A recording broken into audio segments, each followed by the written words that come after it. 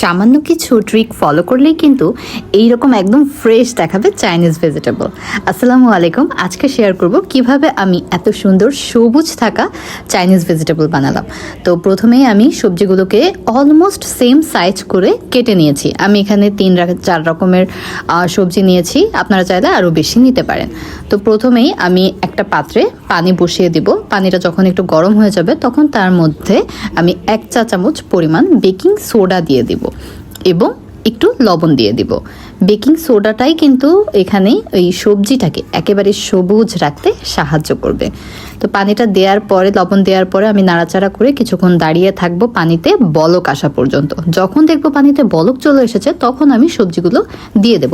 এখানে যে সবজিগুলো সিদ্ধ হতে সময় লাগে সেগুলো আগে দিতে হবে, যেগুলো সিদ্ধ হতে সময় কম লাগে সেগুলো পরে দিতে হবে। তো আমি একবারই সব দিয়ে দিয়েছি। এইভাবে সবজি সিদ্ধ করার সময় একদম কিন্তু চুলার কাছ থেকে নড়াচড়া করা যাবে না, কারণ চুলার কাছ থেকে নড়লে কিন্তু এটা বেশি সিদ্ধ হয়ে যাবে।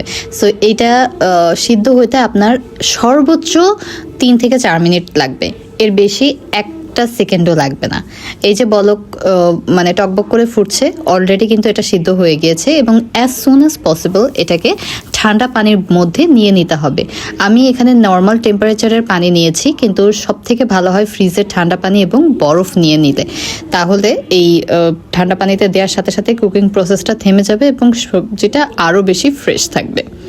এবার আমি একটা পাত্র নিয়ে নিয়েছি, তার মধ্যে বাটার বা তেল যেটা আপনার পছন্দ সেটা দিয়ে সামান্য রসুন কুচি দিয়ে নিয়েছি। আমি এখানে চিংড়ি ইউজ করছি। কেউ চাইলে মুরগির মাংস যদি ইউজ করতে চান তাহলে সেই পর্যায়ে এখানে মুরগির মাংস ব্যবহার করতে পারেন। মুরগির মাংস দিলে একটু সামান্য আদা রসুন বাটা দিয়ে দিতে হবে। আমি যেহেতু চিংড়ি ইউজ করেছি সেহেতু আমি কাঁচামরিচ আর লবণটাই ব্যবহার করছি, আর কোনো কিছু দিচ্ছি না। এতে চিংড়ির খুব সুন্দর একটা ফ্লেভার আসে।